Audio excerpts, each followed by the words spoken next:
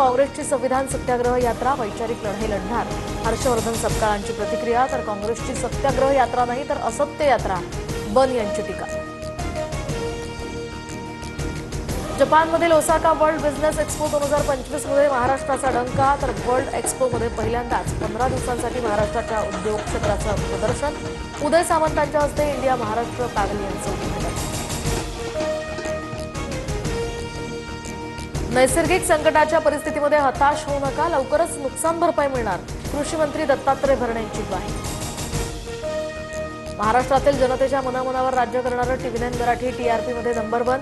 जनतेच्या विश्वासावर TV9 मराठीची अव्वल स्थानाची। सोनं चांदीच्या दरात वाढ सुरू। सोन्याच्या दरामध्ये 750 तर चांदीच्या दरात 1700 रुपयांची वाढ। सोनं 1,11,450 रुपयांवर तर चांदी 1,31,500 रुपयांवर। मध्य आणि हार्बर मार्गावर आज मेगा ब्लॉक। मध्य रेल्वेवर ठाणे ते कल्याण तर हार्बर मार्गावर वाशी ते पनवेल दरम्यान ब्लॉक असेल।